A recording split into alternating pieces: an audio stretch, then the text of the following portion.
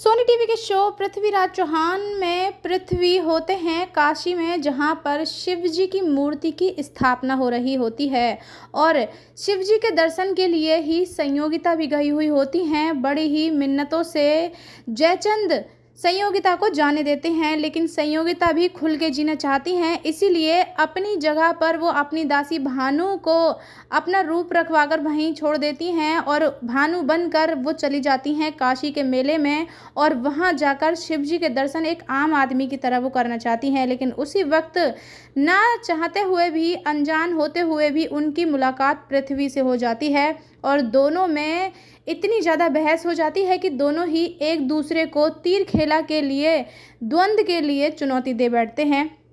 और उसी चुनौती के दौरान पृथ्वीराज को पता चल जाता है कि यहाँ पर कोई है जो काशी में कुछ तो करना चाहता है। जो ड्रूइड होते हैं उन्हें शक होने लगता है कि कुछ ना कुछ गड़बड़ होने वाली है। इसीलिए पृथ्वी हर तरफ नज़र रखे हुए होते हैं और फाइनली पृथ्वीराज को पता चल जाती है कि ड्रूइड जो हैं वो काशी पर हमला करना चाहते हैं। इसीलिए पृथ्वीराज चौहान सभी की जान बचाने के लिए, उन ड्रूइडों से मिलने के लिए और उनकी जो प्लान होता है वो भंग करने के लिए कुछ प्लान बनाते हैं। लेकिन उनकी मुलाकात संयोगिता से हो जाती है और संयोगिता भी उनका साथ देती हैं।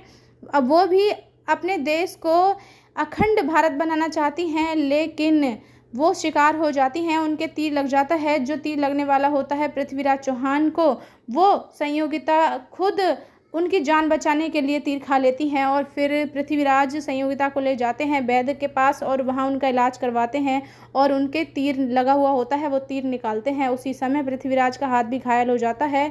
देखना काफ़ी इंटरेस्टिंग होगा कि इनकी केमिस्ट्री कहाँ तक जाती है और किस तरह से पृथ्वीराज चौहान और संयोगिता को एक दूसरे की सच्चाई पता चलती है कि पृथ्वी पृथ्वी ही है और संयोगिता संयोगिता ही है, क्योंकि दोनों ही अपने अपने दासियों के रूप में जाते हैं आम जनता में, मेले में और अपने शिव जी के दर्शन करने के लिए। ये जब सच्चाई दोनों को पता चलेगी तब क्या होता है, क्या दोनों के बीच की गलतफहमियां दूर होंगी। ये सारे लेटेस्ट अपडेट्स पाने के लिए please don't forget to subscribe my channel.